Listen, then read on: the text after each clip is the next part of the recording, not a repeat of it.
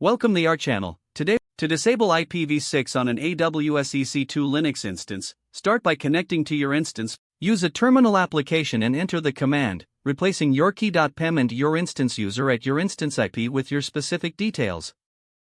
Once connected, check if IPv6 is enabled by entering the command, IPA. Identify the network interface that has an IPv6 address assigned. To disable IPv6, you need to modify the sysctl configuration file. Open the sysctl configuration file with the command sudo nano/etc/sysctl.conf. Scroll to the bottom of the file and add the following lines: net.ipv6.conf all.disable_IPv6 equals 1 net.ipv6.conf default.disable IPv6 equals 1. Save the changes by pressing Ctrl+X, then Y, and finally enter. To apply the changes, run the command sudo sysctlp. Verify that IPv6 is disabled by rerunning the IPA command. Check to make sure there are no lines indicating an IPv6 address. Optional: if you want to disable IPv6 permanently across reboots, edit the grub configuration file, save and exit the editor. To update grub, run the command sudo grub toon-config/boot/grub2/grub.cfg. Finally, reboot your instance to If the page does not load, refresh the browser or try again in a private or incognito window. Make sure you are using the correct email address, then retype it carefully to avoid small typos. If your password is not accepted, use the reset option and create a new strong password you can remember. Check your spam folder for verification or security emails, then complete any requested confirmation steps.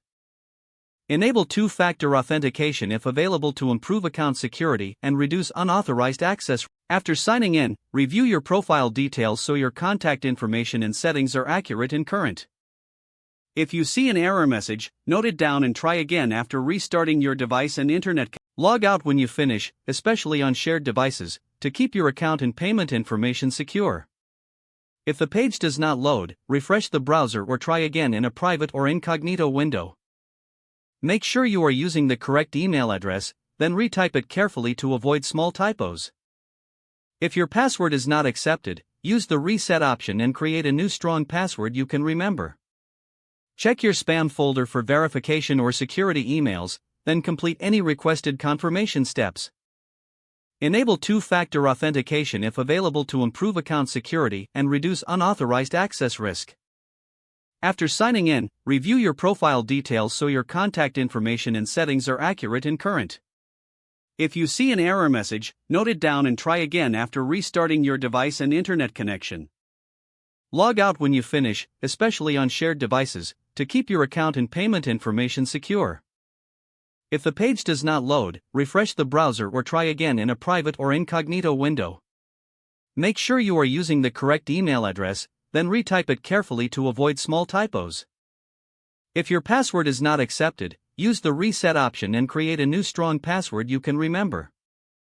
Don't forget to like this video and subscribe to our channel for more step-by-step tech guides.